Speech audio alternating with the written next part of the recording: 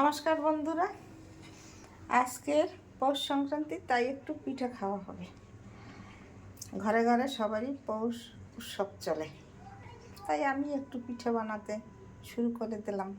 এখানে আমি বেলান করে চাল নিয়েছি পরিমাণ মতো, আর লবণ দিয়েছি আধা চামচ, আর খাওয়ার সোডা দিয়েছি আধা চামচের অর্ধেক। আর এখানে উষ্ণ গরম জল করে নিয়েছি। এখন এটাকে গুলিয়ে নেব। আর এখানে আমি শাঁস দিয়ে শাঁসটাকে গরম করতে দিতে হবে, গরম আধা ঘন্টা করতে হবে। তারপর আমি পিঠা ভাজা শুরু করব। 2 মিনিট পর ফিরে এসছি।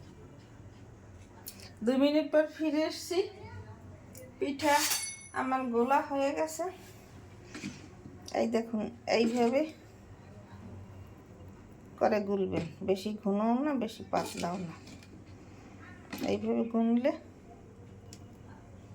এইভাবে দিলে পর একটু ফেনা ফেনা হবে, তখন বুঝবেন গোলা হয়ে গেছে। আমার পিঠার গোলা হয়ে গেছে। এখন আমি এখানে লবণ আর জল দিয়ে বাটিতে রেখেছি।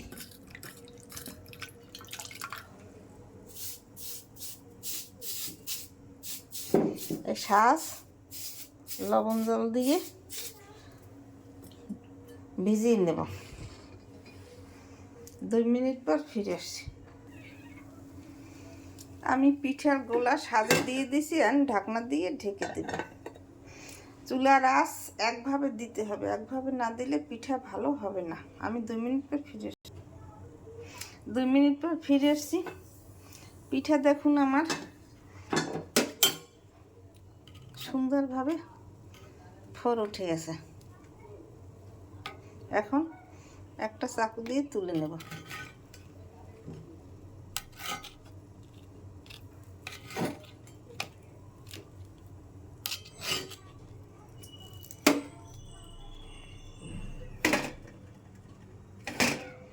এই যে তুলে নিলাম।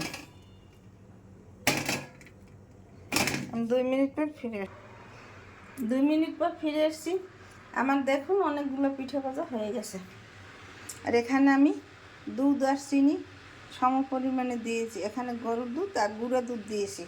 এই দুধটা মিলিয়ে দিলে খেতে অনেক টেস্টি হয়।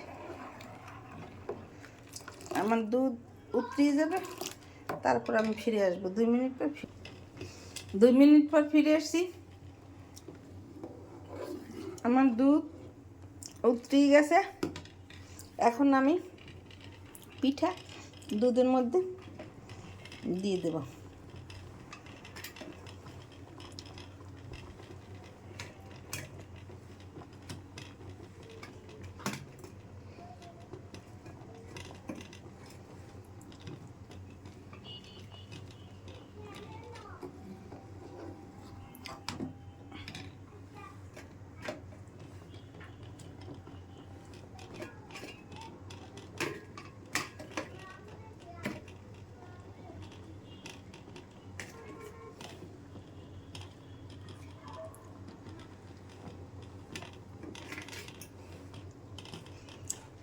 পিঠা দেওয়ার পর 2 মিনিট জাল দিতে হবে। 2 মিনিট জাল দিলেই ভালো হয়।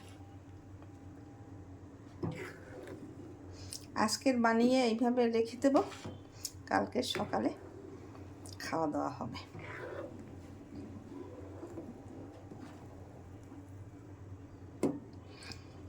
আমার পিঠা তৈরি হয়ে গেছে।